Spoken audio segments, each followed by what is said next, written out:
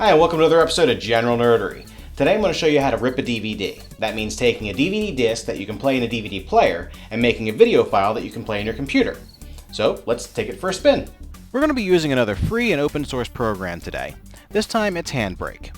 Yes, just like that thing between the front seats of your car. To get Handbrake, open up your browser and navigate to handbrake.fr. Once there, click the download link. From here, you can download the appropriate version of Handbrake for your operating system. Handbrake is available for Windows, Linux, and even Mac. After you've downloaded and installed Handbrake, insert the DVD that you want to rip first. That done, open up Handbrake. The first step for us to do after you've opened up the program is to tell Handbrake what source we want to rip from. Go up here to the Source tab and select your DVD from the drop-down list.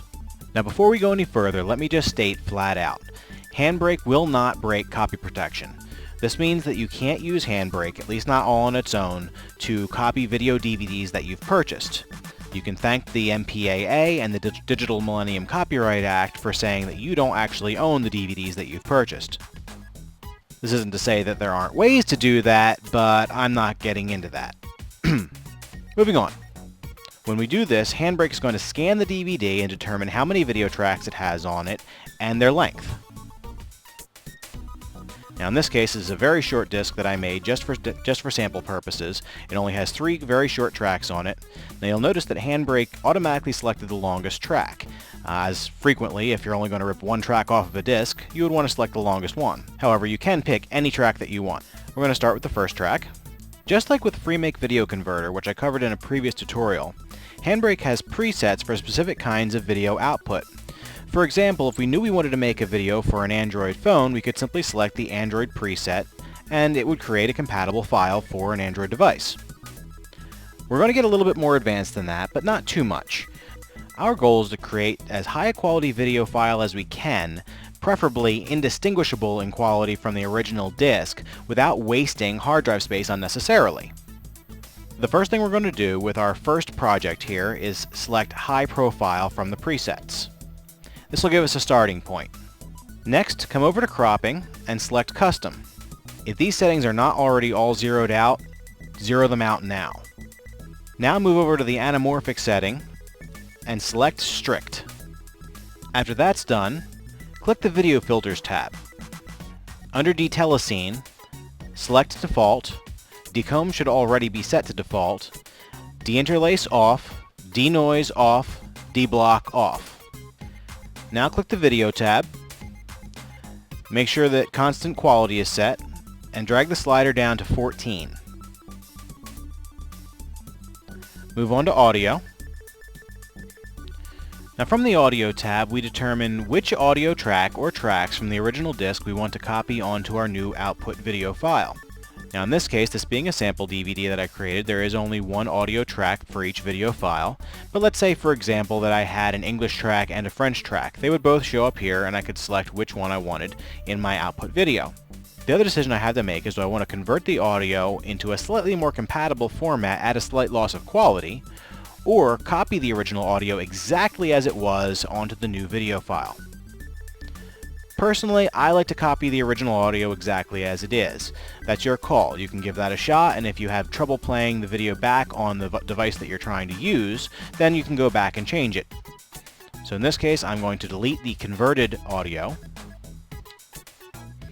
and leave the pass-through audio in place. The Subtitle tab, of course, only applies if you are trying to copy subtitles from your original disc onto the new video file. Now, this video doesn't have any subtitles. If it did, they would appear here. I could select which subtitle track I wanted and click Add. If you want the subtitles to appear by default when you play back on any given device, you would select the subtitle track that you want to be the default and click the Default tab here. And then let's say I stuck that video into a boxy box, I would play it back and the subtitles would pop up automatically. I would not have to go to a subtitle menu and turn them on. So now you're probably thinking, wow, we just went through a whole lot of options and I'm going to have to remember to do this every single time that I want to rip something off of a disc. And no, you aren't. Because what we're going to do now is save our own preset. All you have to do, now that we've set our options the way we want them, is click Add. Now we name our preset. I've actually done this for myself already, but I'm going to do it again. You can name it whatever you want. I like DVD Archive. I'm going to put a 2 here just because I already have one of these. Use picture size. You want to set to source maximum, and just leave Save Filter Settings checked. Click Add. Now we have a new preset that's all those settings that we just did. I can even click it right now because it's not going to change anything. It's everything that we already set it to. After that's done, we're going to go up here and tell the program where we want to save our video file and what as. We're already on the desktop. I'm just going to name this Sample 1. Save. Now clicking Save does not actually output the video file. You notice there's nothing new that appeared here. That just tells the program to save the path, save where we want to create the video file. At this point, I could just click Start and it would output the video that we selected under all the settings that we just picked. However, let's say that we want to not just do this file, but do all the videos that are on this disk. Well, what we do is instead of clicking Start, click Add to Queue. And now it opens up the encode queue and it puts the one video on here, so it's ready to go. And now what we're going to do is select the next video on our disk. Make sure we still have our preset selected, so everything will be set up exactly the way we did it on the previous go-around. We're going to click Browse. Going to name this one Sample 2. Save. Add to Queue. See? There we go. And now we'll go here. Title 3. DVD Archive. Browse. Sample 3. Save. Add to Queue. So now we've got all these ready to go. Right here on our queue. Now we click Encode. And it begins converting the videos in our queue.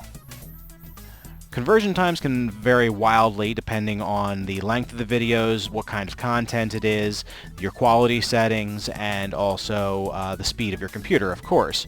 This is actually running a bit slower than it normally does for me because I'm doing a screen recording at the same time.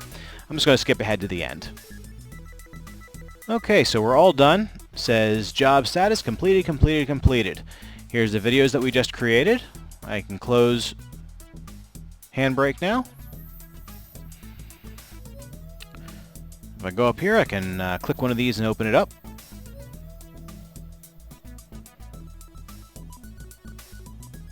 This is actually some raw footage from a commercial that I shot a little ways back.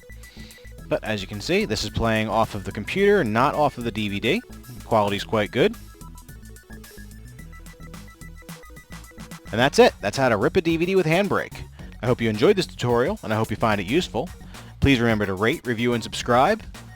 And I'll see you next time on General Nerdery.